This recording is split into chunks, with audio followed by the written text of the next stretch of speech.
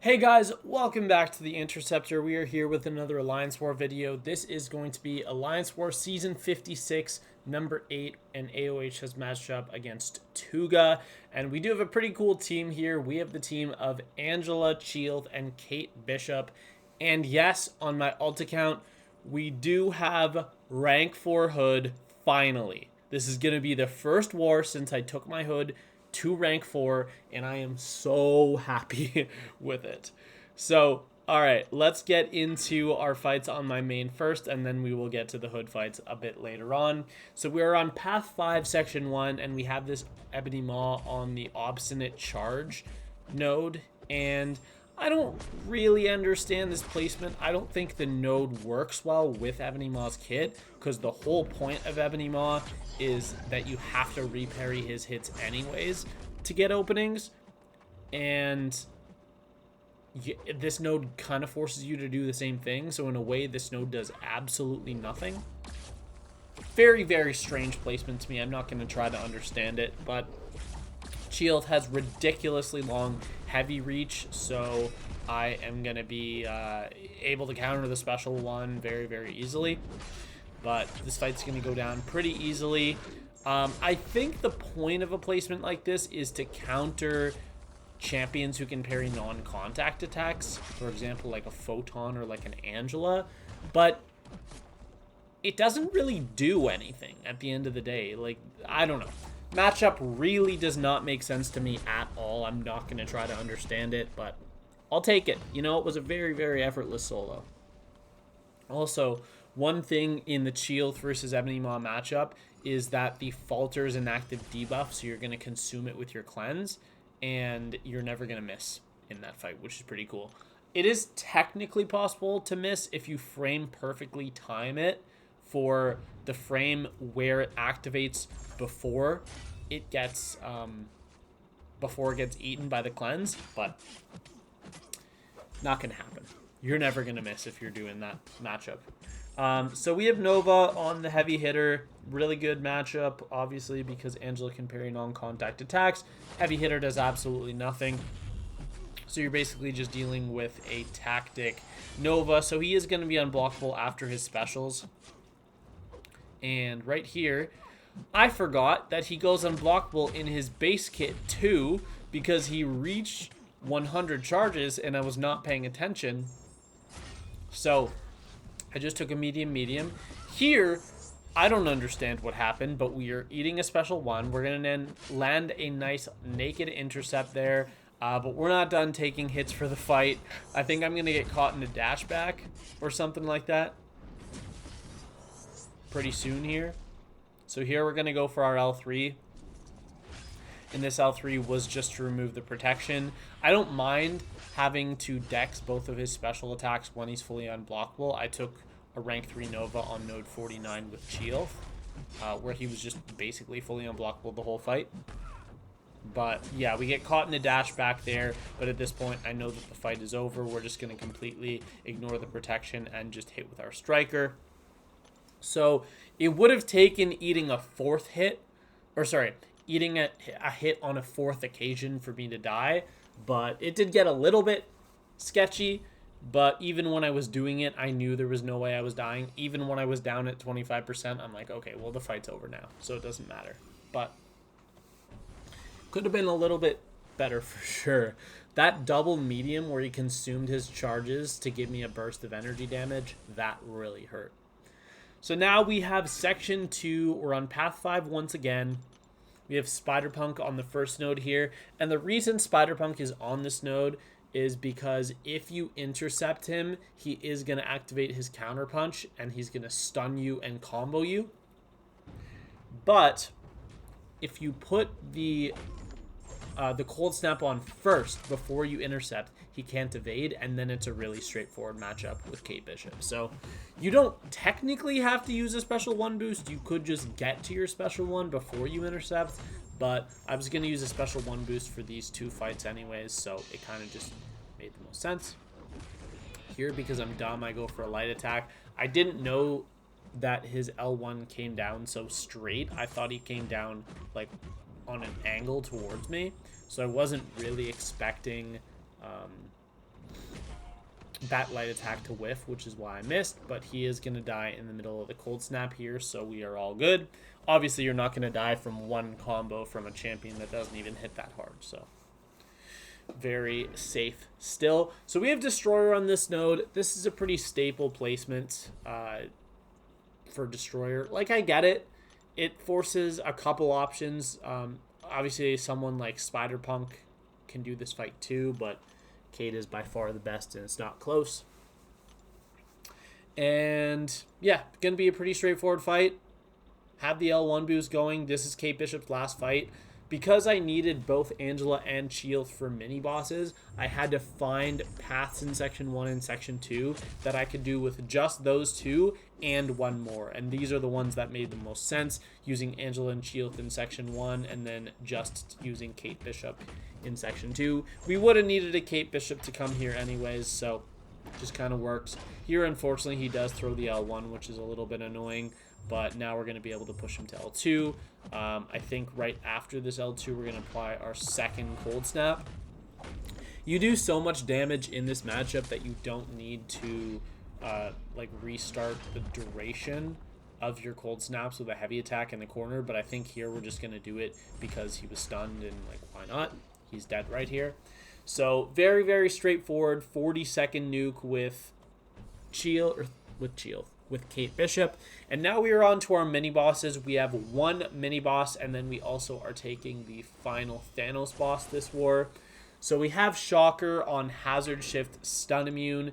Really straightforward fight. We're just healing up Chee'Ilth here because I'm going to be using one invuln boost for this fight and the boss. So I want to make sure they're both healed up so I can go straight in with Chee'Ilth, just in case this fight with Angela takes a little bit longer than I'm anticipating.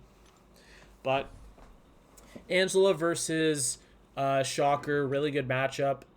If he ever throws a special one, he's not going to auto block you anyways because you're Angela. But he's not going to throw a special one in this fight. We're going to be careful to push him to special 2 every single time.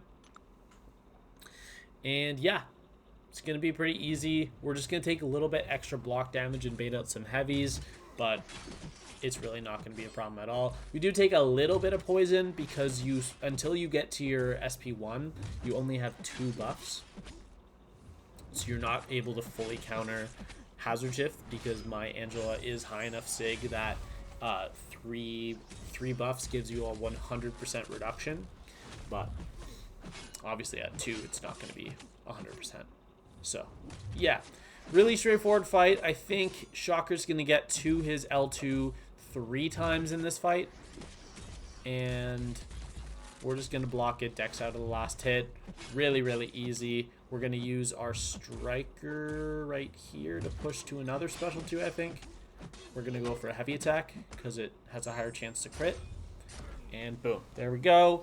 Bait this last L2, and then I think we're just going to combo him, and he's going to go down. So really straightforward fight. Oh, looks like okay, there we go.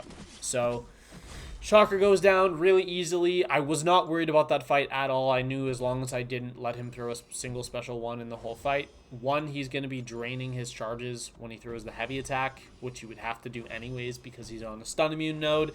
And 2, his special 2 doesn't do anything interesting unless you get hit in the face. And then it stuns you, and then you die, which is actually how I died last season. In fact, my only death of last season was because I ate Shocker's, the final hit of Shocker's special 2, got stunned, and killed. So just don't do that, and he doesn't really do anything on defense, honestly.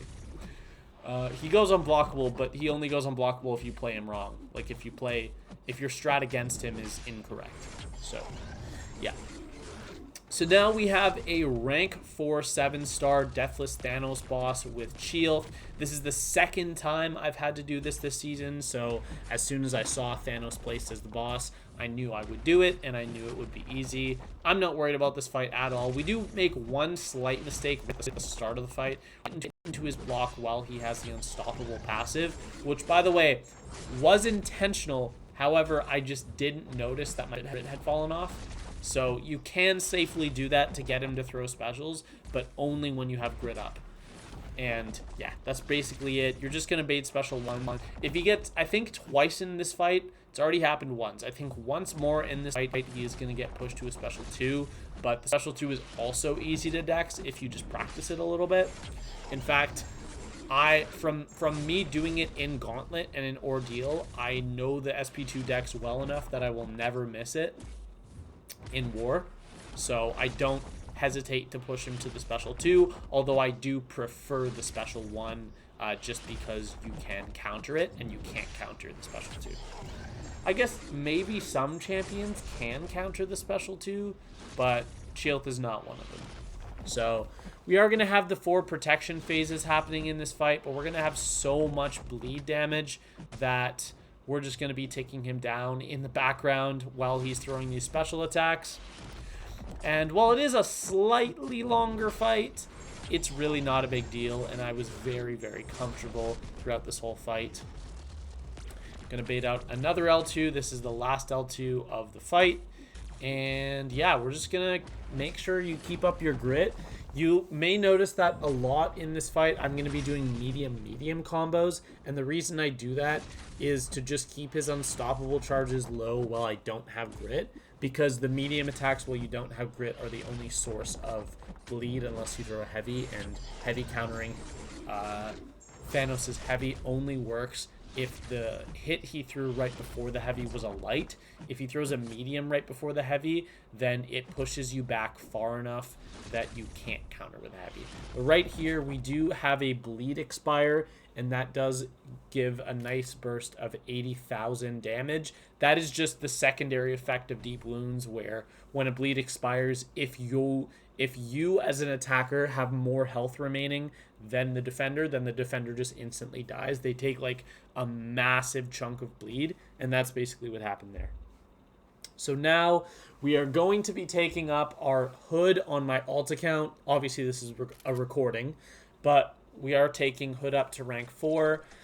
I had to do all of the Karina's challenges and Ordeal in the last week on my alt account. Excuse me, I need to drink some water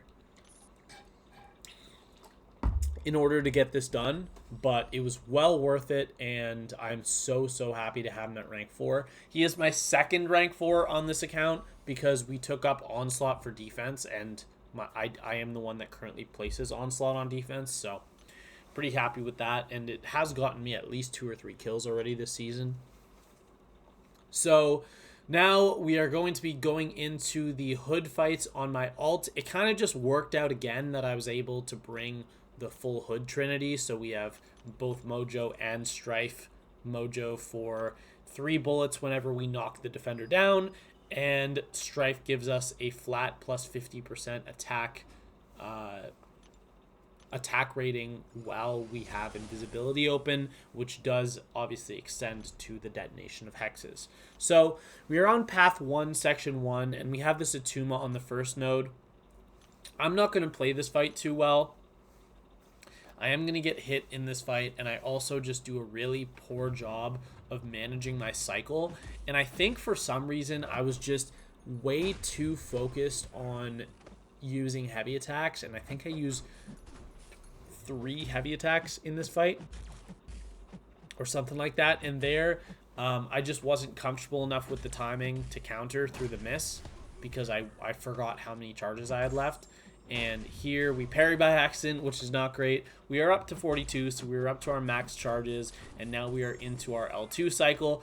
We get 1 power steal on that whole L2, which is so much fun. I love that. And then here he dexes. There I parry by accident. And yeah, the fight was just kind of gross. He's going to throw his SP1. He's going to go unstoppable here. And then I'm actually going to take a hit because I forget that he's a tactic defender, which means he's going to be unblockable. Right here, we're going to parry to remove the unstoppable. And then this L2 is going to finish the fight off. That was just very sloppy. That's a matchup that can be done really well, and I was just not happy with how that went. That can be done in about 30 seconds with Hood if you actually get into your cycle and keep it up correctly. However, I just panicked and didn't trust my miss there, and it just didn't go super well. So now we have IDoom on Masochism. The nice thing about Hood, well, one, you can heavy counter you can heavy counter IDoom's heavy very easily. Wow, that was a tongue twister there. And number two, Hood doesn't have debuffs. Like, in his main damage cycle of just throwing L2s and mediums, he doesn't have debuffs, which means you are basically never going to activate the node unless you reparry here, and there's no reason to do that. We do get clipped by the first hit of an L1 and lose a little bit of health, but you are able, by the way, with Hood to safely throw your special 2 into Aura. So whether that's IDoom, whether that's regular Doom, or whether that's the Heimdall from EOP, whenever a defender has resist, you can still safely throw your special 2 because it pushes them back far enough that they're never able to counter you unless they're unstoppable, in which case you shouldn't be throwing specials anyways. But yeah, pretty straightforward fight there, and now we are going on to Path 3, Section 2, and we have this Mysterio on the encroaching stun. The nice thing about Hood is that he is fully stun immune whenever he is invisible, which is part of his SIG ability. So you don't actually have to be in the middle of throwing a special attack, you just have to have invisibility up, whether it's before or after a special attack, in order to get the stun immunity. So we do throw a couple heavy attacks just to get a couple bullets back before we push him to his special 1, because there's not really any downside. But yeah, here we're going to be L2 cycling him, and I think we take him down with a heavy right here. Yeah, that's just absolutely disgusting, taking down a rank 3 defender in 28 seconds like that. Not an ideal matchup for Hood. Mysterio doesn't get any buffs, but Hood's just such a versatile attacker that he does not at all need to be in his ideal matchups to be one of the best options, if not the best option. Here we have a Black Panther Civil War. This is going to be on the Safeguard node. This is a pretty straightforward fight. I have taken, last war actually, I took Null on this node with Hood. So we're going to focus on alternating our hits in this fight, just so we don't get degened. But after we throw the SP2 for the first time, we get the Fate Seal up, we are going to reduce the defender's ability accuracy. So whenever we do the same action twice in a row, there's only a 35% chance we'll get degenerated anyways. But here we're going to throw our L2 into the L2 cycle, and you're not going to be able to heavy charge this guy for extra bullets, but our next matchup is one that's going to be able to get us extra bullets, so I'm not super focused here about preserving our bullets. Here he didn't want to throw the special, but there we do counter it. We do get the degeneration on us, but here we go invisible to get the attack rating increase, and that heavy attack does 300,000 damage, so I think we're good. I think we're good, and we end that fight with 100% health. Wasn't expecting that fight to be sketchy at all. I knew when I saw that, I knew that was kind of a perfect path for Hood because, you know, he doesn't specifically counter it in any way, but he's just a monster. And because the hexes are direct damage, they get around Safeguard, and I knew that. So here we have Kraven on defense.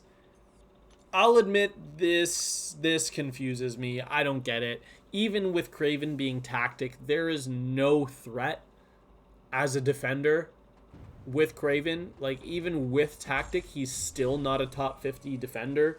So we're going to just throw a couple heavy attacks at the start of the fight to get extra bullets back, because the way that his endurance works, he's not going to be able to reduce it long enough that you won't be able to throw a heavy attack. I think you can safely parry 4 times before you won't be able to counter anymore.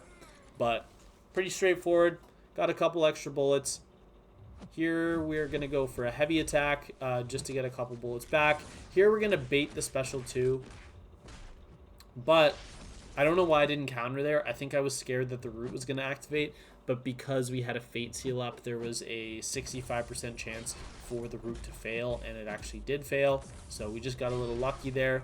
Root didn't fail the second time because I didn't have a Fate Seal up, but here we are just going to be able to detonate this heavy, and this dude goes down.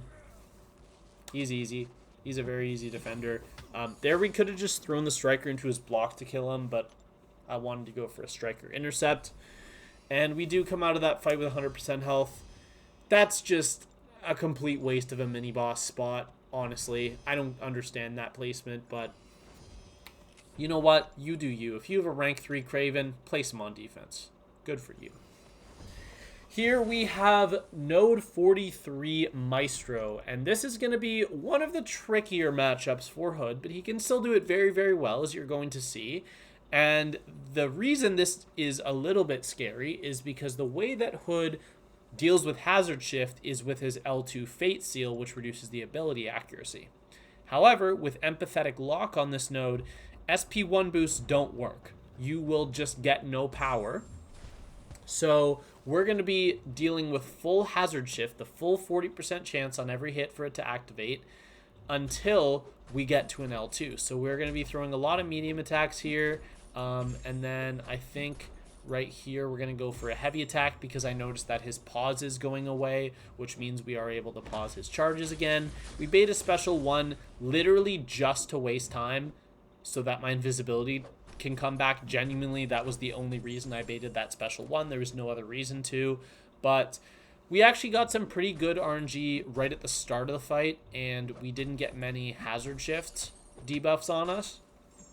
Here we're going to throw another heavy attack just to pause his charges, and I think we're going to go for invisibility. Yeah, there I forgot that he was a tactic defender, so I wasn't anticipating him going unblockable.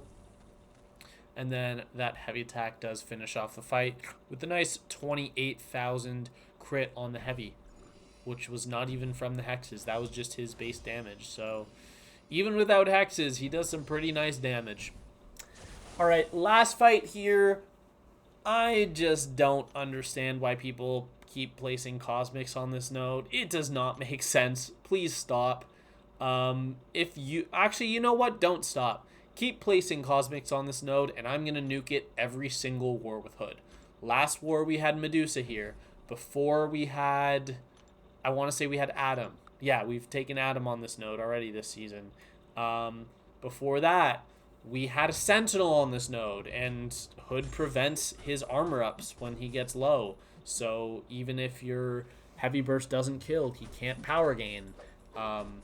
We took Black Panther Civil War on this node. Like, Hood counters every single part of this node so hard that you have, if you don't want Hood to destroy this node every single war, you have to place a hard Hood counter. Someone like Bullseye, someone like Serpent. Or else I'm just going to walk over this node every single time. And it feels like alliances just never learn that lesson. So anyways, that was the last fight on my ult. This is what the score looks like currently.